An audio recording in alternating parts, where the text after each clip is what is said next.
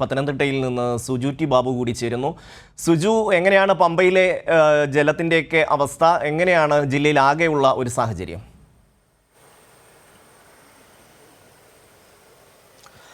ഷമി, ഇപ്പം മഴ പൂർണ്ണമായി പത്തനംതിട്ടയിൽ ശമിച്ചിരിക്കുകയാണ്. മഴയുടെ ഒരു അന്തരീക്ഷം പത്തനംതിട്ടയില്ല. ഇന്ന് പ്രത്യേക അലർട്ടുകളൊന്നും തന്നെ പത്തനംതിട്ടയെ പ്രഖ്യാപിച്ചിട്ടില്ല. കാലാവസ്ഥാ വകുപ്പിൻ്റെ അലർട്ട് പ്രകാരമാണെങ്കിൽ ഇന്ന് ഗ്രീൻ അലർട്ടാണ് പത്തനംതിട്ടയിൽ ഉള്ളത്.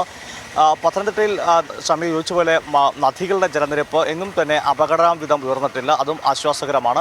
എന്നാൽ പത്തനംതിട്ട പമ്പ നദിയുടെ സമീപ പ്രദേശമായിരിക്കുന്ന പുല്ലാട് TK റോഡ്, തിരുവല്ല കോഴഞ്ചേരി റോഡിൽ വെള്ളക്കെട്ട് രൂപപ്പെട്ടിരുന്നു. അത് ഇപ്പോൾ ഒരു 12 മണിയോടൊക്കെ തന്നെ ആ വെള്ളക്കെട്ട് പൂർണ്ണമായി മാറുന്ന ഒരു സാഹചര്യമാണ്. ഏതാനും ചില വീടുകളിൽ മാത്രമാണ് വെള്ളം കയറിയിട്ടുള്ളതും റോഡിലെ ഗതാഗതം തടസ്സപ്പെട്ടിട്ടില്ല. അത് സാധാരണഗതിയിൽ തന്നെ ഗതാഗതം നടക്കുന്നുമുണ്ട്. പത്തനംതിട്ടയിൽ ക്യാമ്പുകളൊന്നും ഇതുവരെ തുറക്കേണ്ട ഒരു സാഹചര്യം ഉണ്ടായിട്ടുമില്ല.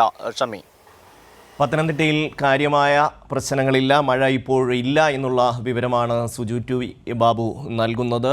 ദുരിതാശ്വാസ കേന്ദ്രങ്ങളൊന്നും തുറക്കേണ്ട ഒരു അവസ്ഥ പത്തനംതിട്ട ജില്ലയിൽ ഇല്ല. താരതമ്യേന ശാന്തമായ ഒരു സാഹചര്യം പത്തനംതിട്ടയിൽ നിലനിൽക്കുന്നു എന്നുള്ളതാണ് സുജു ടി ബാബു നൽകുന്ന വിവരം.